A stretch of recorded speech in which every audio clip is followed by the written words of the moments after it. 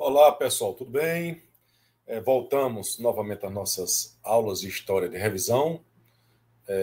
Hoje nós vamos falar a respeito dos povos pré-colombianos, tá certo? Lembrando que isso não é uma aula de aprofundamento.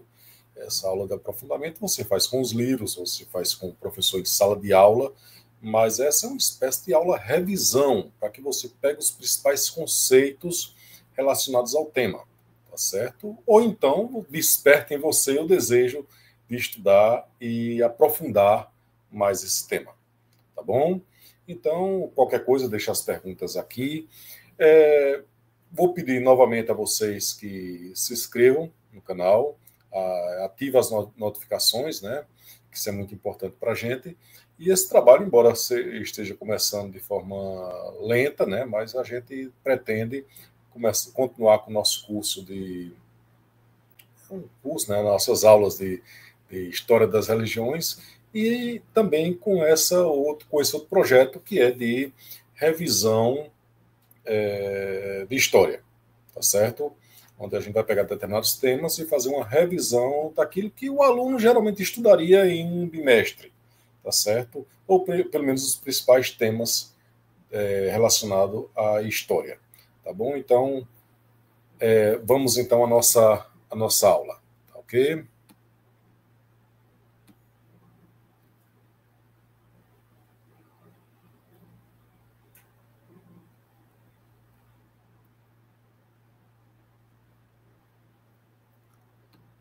Bom, vamos então estudar os povos pré-colombianos. Nós vamos estudar nesses povos pré-colombianos, vamos estudar os incas, os maias, astecas e o povo nazca, tá certo? Vamos ter também um apêndice sobre os pré-cabalistas, né? Os pré antes do descobrimento do Brasil, né? Antes de 1500, vamos ter os povos que habitavam aqui o Brasil antes de Cabral, tá certo? Então vamos lá.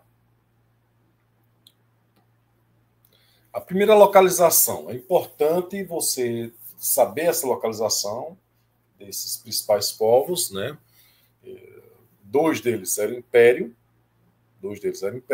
e um, tá certo? A gente pode dizer que estava o modelo quase grego, tá certo? Então, vamos aos maias. Os maias ficavam aqui na Península de Yucatán, essa parte aqui é chamada Península de Yucatán. Segundo alguns estudos, diz que essa península, ela foi onde caiu o meteoro que exterminou os dinossauros, tá certo?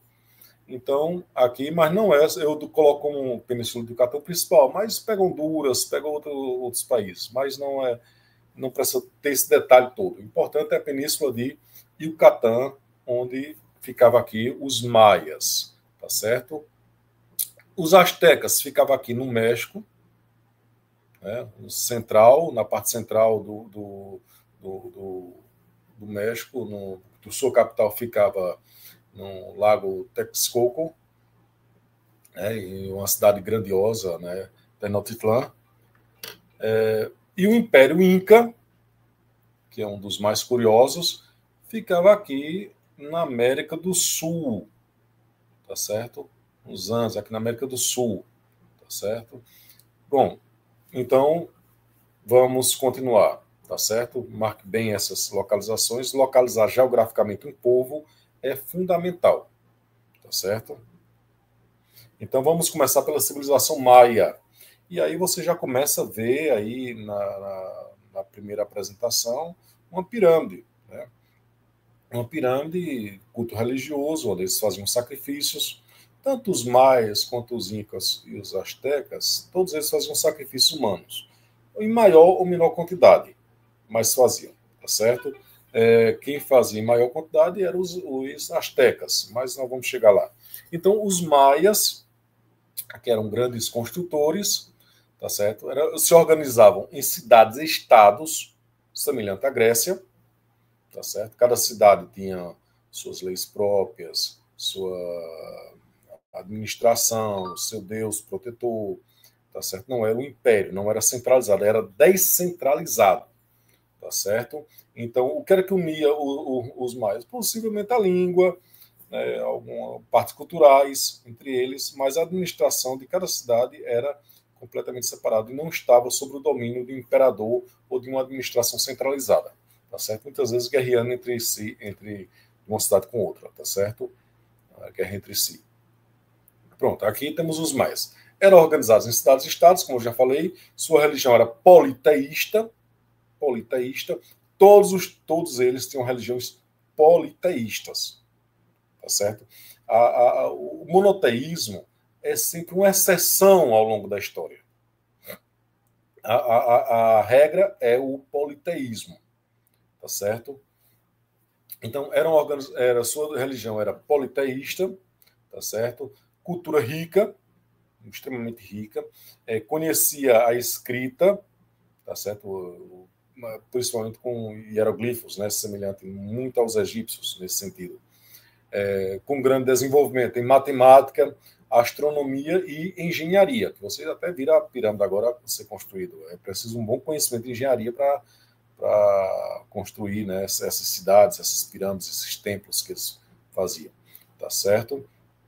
Fizeram o calendário maia, né, que até surgiu aquela ideia de 2012, o mundo ia se acabar, porque o calendário maia estava no final, era o final do mundo no calendário maia, tá certo? E já estamos em 2025 e não se acabou nada, tá certo?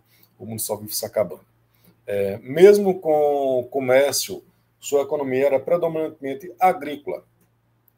É importante isso, veja só, todos os povos da antiguidade, mesmo com o desenvolvimento do comércio, a predominância da economia sempre é agrícola, tá certo? Então, alguns povos, como tem terras pobres, por exemplo, como os gregos, então, quer dizer, a parte da Ática, né? O grego tinha terra pobre, então eles comercializavam com outros povos. Tinha que inventar alguma coisa para comercializar, para conseguir comprar alimentos de outros povos, tá certo? Comprar outras coisas de outros povos, né? Então teve que usar sua criatividade para o comércio, tá certo? Mas via de regra é a agricultura a base da economia, tá certo? Então comércio tinha um comércio, mas a predominância era da agricultura. Pronto. Vamos para os astecas, tá certo?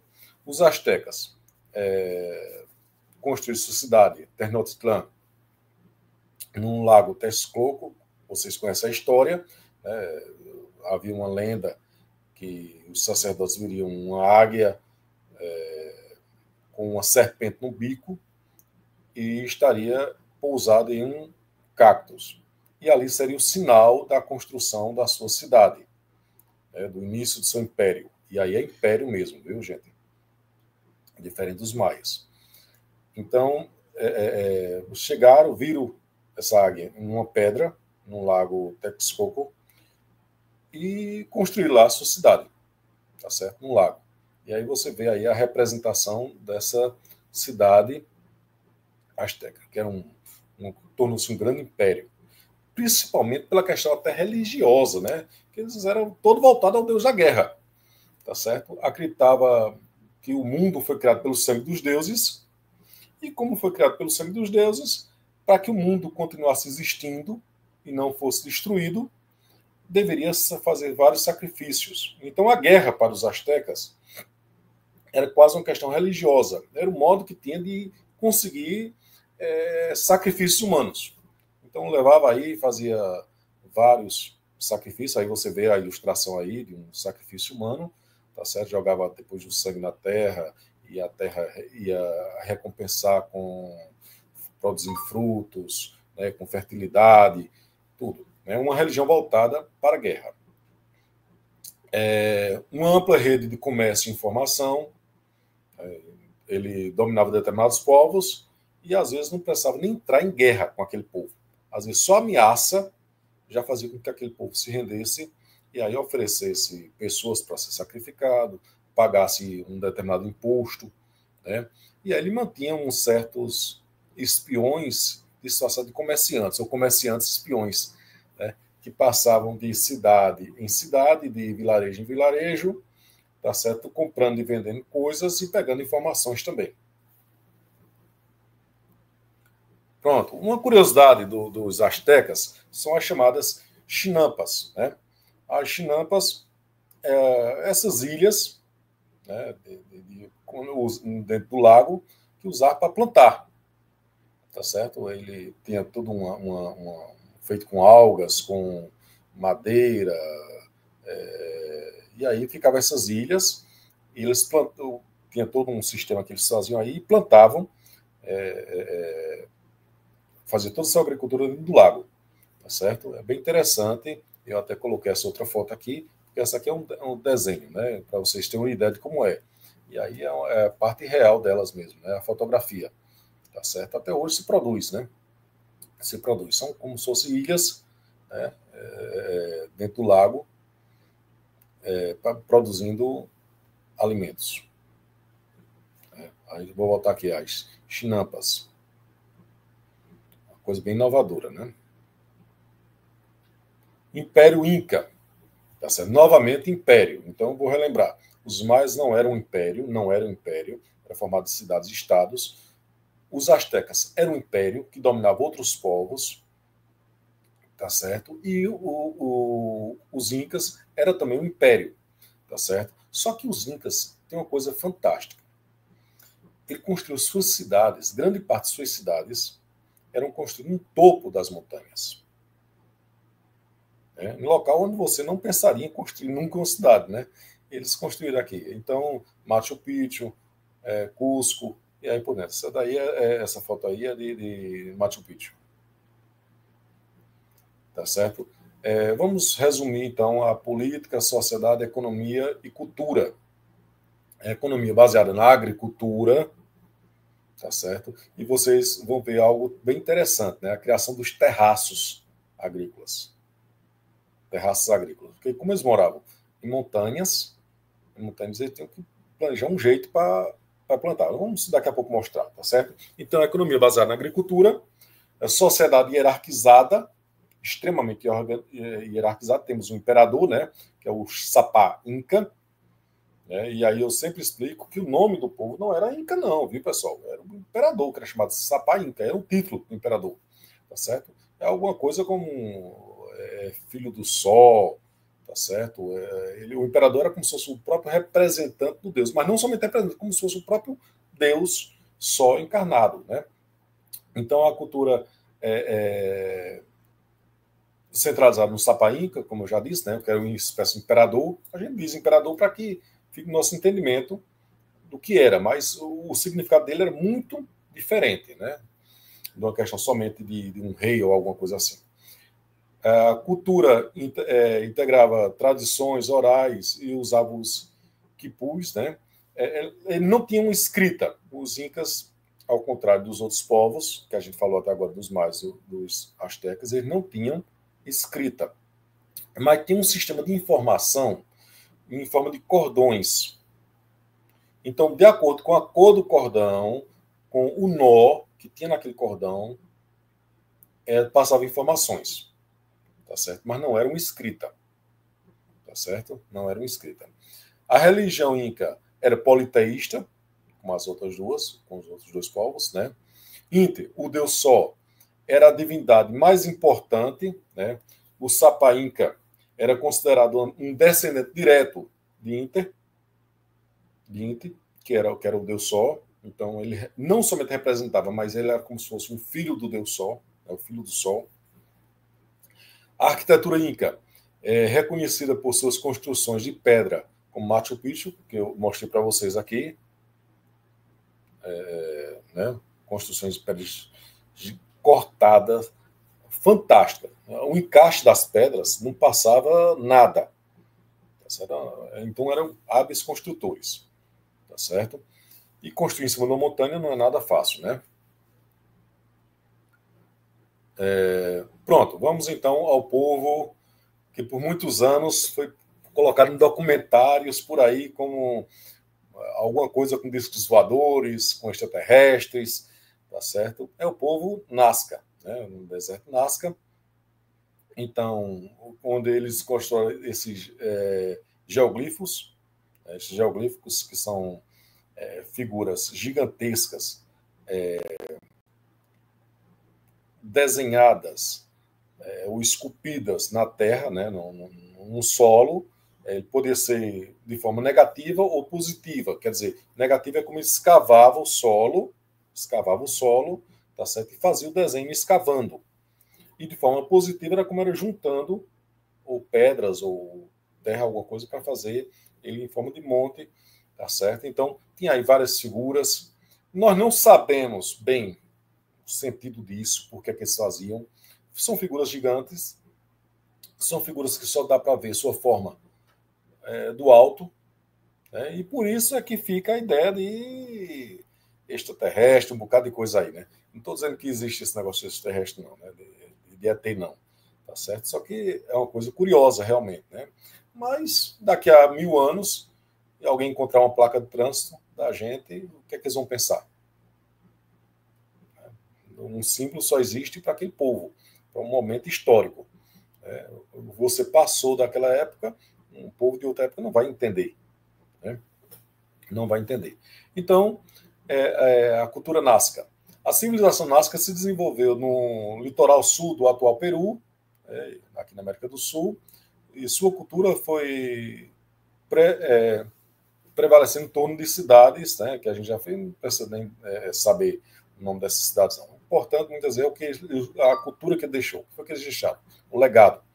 Foram grandes matemáticos e arquitetos, tá certo? Principalmente, pessoal, em questão de como eles estavam numa região seca, desértica, ele desenvolveu realmente poços bem interessantes. Eu vou mostrar daqui a pouco os poços.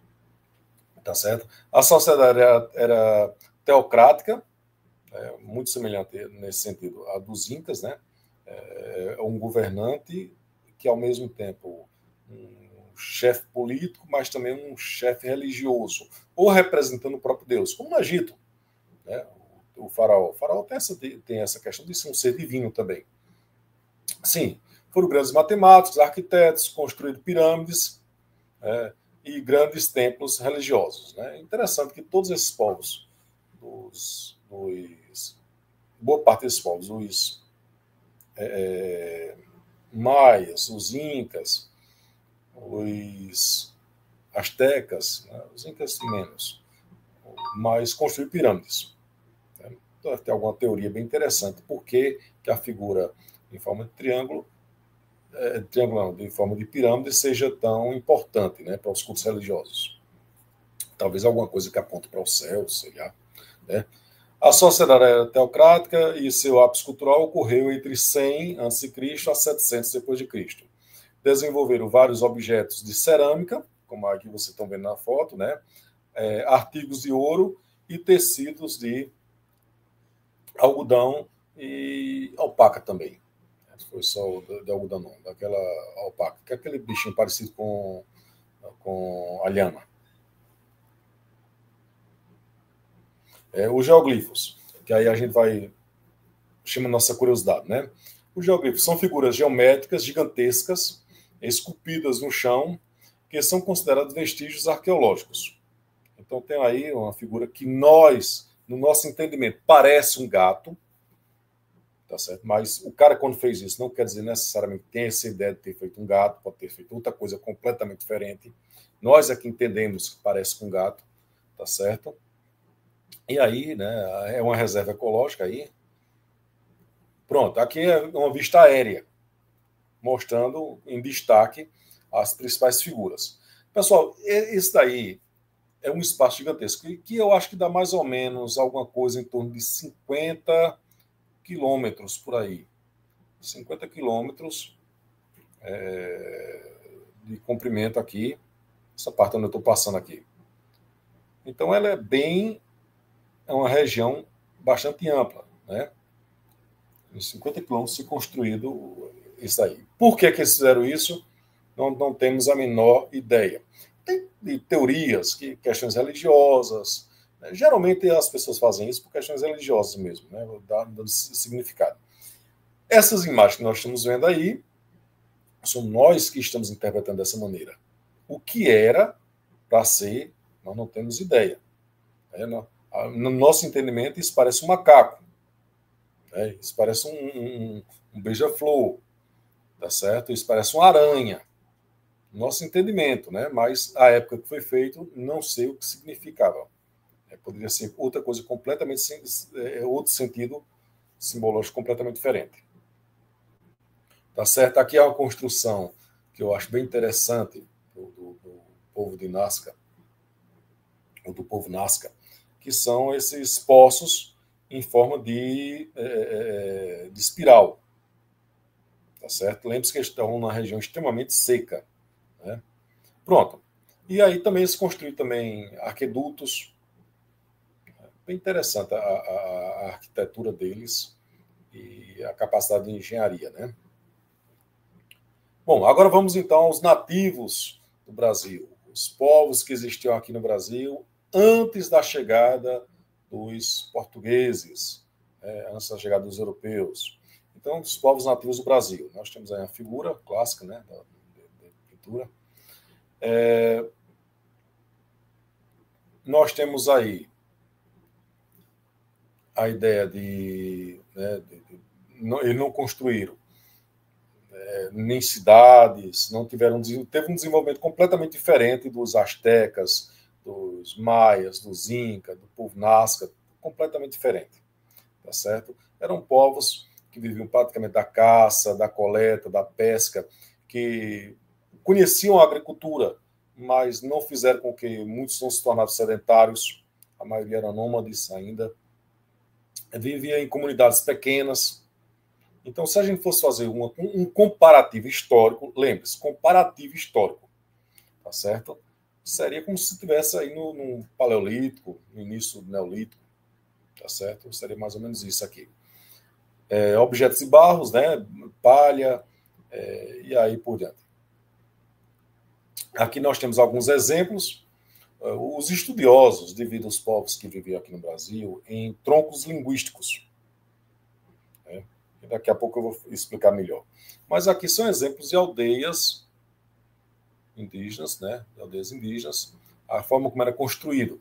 Às vezes tinha que eles ficavam em uma casa para todo mundo, né? Para toda a tribo, para todas as famílias, né? E 70 pessoas ou mais, né? E outros divididos em ciclo. A questão do círculo é interessante, porque como o círculo é a forma mais primitiva de proteção, porque você forma uma barreira contra a natureza que está ali fora, contra aquilo que nos ameaça, né?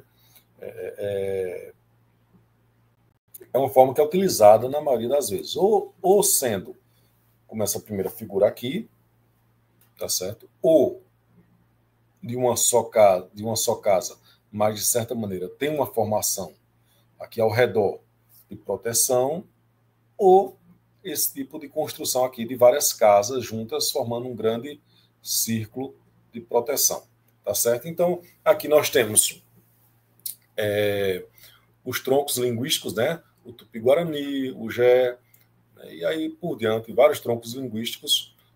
Que é interessante isso, pessoal, porque falavam várias línguas diferentes, cada povo tinha sua cultura, né? Tinha a sua forma de vida, tinha a sua religião, né? Tinha a sua forma de viver, guerreavam entre si também, muitos.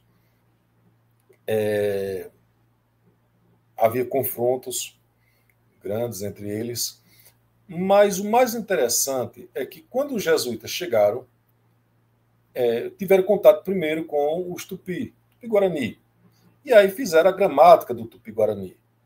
E aí é interessante que, quando foram evangelizar outros povos, eles acharam melhor utilizar o Tupi-Guarani. O Tupi-Guarani. Então, ensinaram a outros povos indígenas a falar o Tupi-Guarani. Então, até o século XIX, aqui no Brasil, a língua mais falada pelo povo, né, pelo Brasil como um todo, pelo povo brasileiro, era o tupi. Por incrível que pareça, né? Até o século XIX, até o início do século XIX. Tá certo? Foi que aos poucos foi oficializando a língua portuguesa, né? E aí nós falamos hoje o português. Um português bem abrasileirado, né? Um português completamente diferente do português Portugal ou de Angola. Bem, pessoal, aqui temos aqui algumas figuras, algumas pinturas da época, né? Tá certo? De povos indígenas. Tá certo? Não havia essa unificação, completamente diferente, tá certo? Bem, encerrando aqui a nossa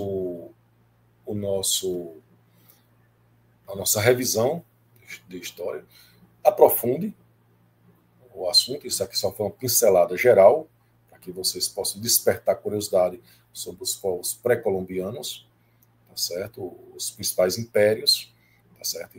E a contribuição que cada um deles tiveram.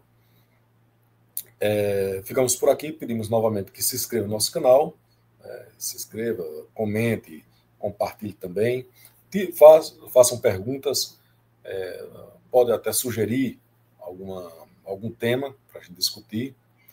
Bom, abraço a todos e até uma próxima oportunidade.